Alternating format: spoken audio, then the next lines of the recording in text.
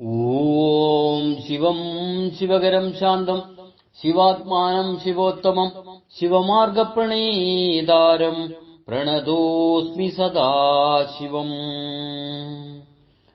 ആത്മസ്വരൂപരെ, പുരാണ കഥകളിലൂടെയുള്ള നമ്മുടെ യാത്രയിൽ ഇന്നത്തെ കഥ രാമൻ പരശുരാമനായതാണ്.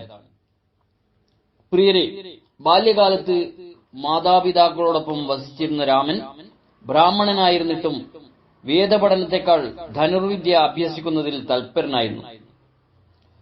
ധനുർവിദ്യയിൽ ലോകഗുരുവായി വർത്തിക്കുന്നത് പരമശിവനാണെന്ന് മനസ്സിലാക്കിയ രാമൻ ഹിമാലയ പ്രാന്തത്തിൽ തപസ്സനുഷ്ഠിച്ചു.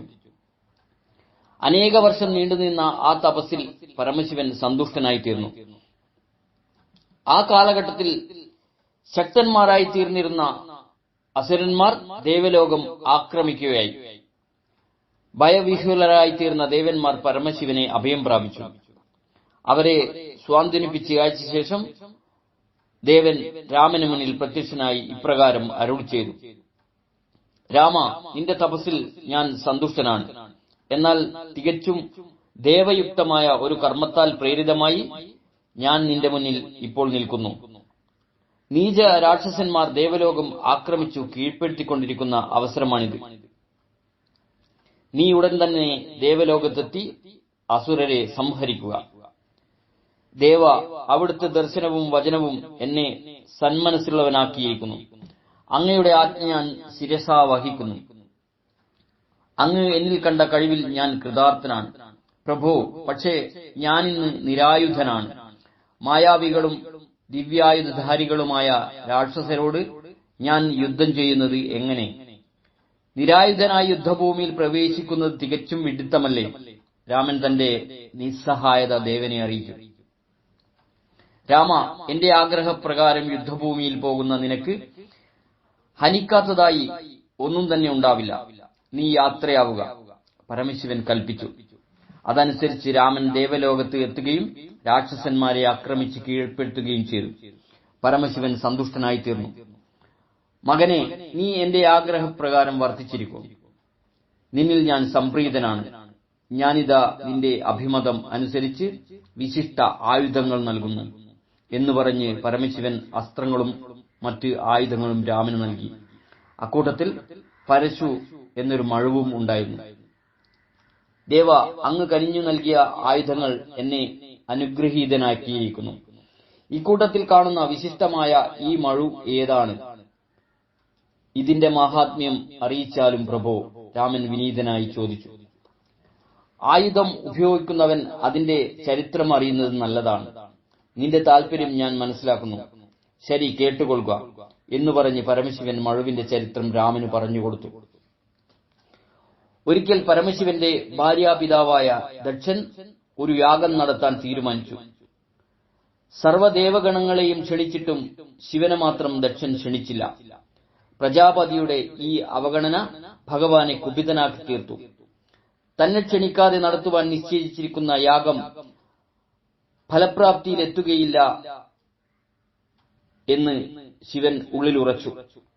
അനന്തരം തന്റെ വിശിഷ്ടമായ ശൂലം ദേവൻ യാഗശാലയ്ക്ക് നേരെ എറിഞ്ഞു. ഹുങ്കാരത്തോടെ പാഞ്ഞെടുത്ത ആ ശൂലം യാഗശാലയെ ഭസ്മമാക്കിയ ശേഷം ലോകം ചുറ്റി നടന്നു. ഒടുവിൽ ബദരിയാശ്രമത്തിലേക്ക് ശൂലം തിരിഞ്ഞു. ഈ സമയം നരനാരായണന്മാർ ബദരിയാശ്രമത്തിൽ ഉഗ്ര തപസ്സിലേർപ്പെട്ടിരിക്കുകയായിരുന്നു. അഹങ്കാരത്തോടെ പാഞ്ഞു വന്ന ശൂലം നാരായണ മഹർഷിയുടെ മാറിടം ലക്ഷ്യമാക്കി. ഇത് മനസ്സിലാക്കിയ മഹർഷിയാകട്ടെ തന്റെ ആത്മതേജസ്സിൽ നിന്നും ഹുങ്കാര ശബ്ദം പുറപ്പെടുവിച്ചു. ഉടൻ തന്നെ ശൂലം പിൻവാങ്ങി. മഹർഷിയുടെ പ്രവൃത്തി ശിവനെ ക്രുദ്ധനാക്കി. സർവലോകവും നമിക്കുന്ന തന്റെ ശൂലത്തോട് മഹർഷി അനാദരവ് പ്രകടിപ്പിക്കുന്നുവോ? മഹർഷിയെ, അങ്ങയുടെ പ്രവൃത്തി ന്യായീകരിക്കാവുന്നതല്ല. ഭഗവാൻ ശിവനോട് അങ്ങ് യുദ്ധത്തിന് തയ്യാറെടുക്കുക. എന്നിങ്ങനെ ആക്രോശിച്ചുകൊണ്ട് പരമശിവൻ യുദ്ധസന്നദ്ധനായി പുറപ്പെട്ടു. ശിവന്റെ ഭാവം കണ്ടറിഞ്ഞ മഹർഷിയും യുദ്ധത്തിന് തന്നെ ഒരുങ്ങി. അനന്തരം ഉഗ്രമായ പോരാട്ടം തന്നെ നടന്നു. ശിവന്റെ തപസ്സിന്റെയും ശക്തിയുടെയും മുൻപിൽ മഹർഷി നിഷ്പ്രഭനായി മാറിക്കൊണ്ടിരുന്നു. ഒടുവിൽ നാരായണ മഹർഷി ഒരു പുല്ലെടുത്ത് മന്ത്രം ചൊല്ലി പരശുവാക്കി മാറ്റി ശിവനെ ആക്രമിച്ചു. ഭഗവാനാകട്ടെ അത് രണ്ടായി ഖണ്ഡിച്ചു കളഞ്ഞു. നാരായണ മഹർഷി കുണ്ഠിതനായി തീർന്നു. യുദ്ധം ഇനി തുടർന്നിട്ട് കാര്യമില്ല തന്നെ, എങ്ങനെയും ഇതിനൊരു അവസാനം കാണണമെന്ന് നനച്ച നാരായണൻ ശിവനെ സ്തുതിച്ചു. അങ്ങനെ യുദ്ധം അവസാനിച്ചു. ശിവൻ ഖണ്ഡിച്ച പരശു രണ്ടും അദ്ദേഹം തന്നെ സൂക്ഷിച്ചു വെച്ചു. അവയിലൊന്നാണ് ഭഗവാൻ രാമന് നൽകിയത്. പരശുവിന്റെ കഥ ഇങ്ങനെ പറഞ്ഞ് നിർത്തിയ ശേഷം പരമശിവൻ അരുളി ചെയ്തു: രാമ, നിന്റെ തികഞ്ഞ ഭക്തിയും എന്നിലുള്ള വിശ്വാസവും മൂലം ഞാൻ ഈ പരശു നിന്നെ ഏൽപ്പിക്കുന്നു. പരശു കയ്യിലേന്തിയ രാമനെ പരാജിതനാക്കാൻ ആർക്കും സാധ്യമല്ല. ഇന്നു മുതൽ നീ രാമനല്ല, പരശുരാമനാണ്. ഭാരത ചരിത്രത്തിൽ നീ പരശുരാമനായി പ്രശോഭിക്കും. സന്തുഷ്ടനായ പരശുരാമൻ പരമശിവനെ വണങ്ങി തിരികെ ആശ്രമത്തിലെത്തി.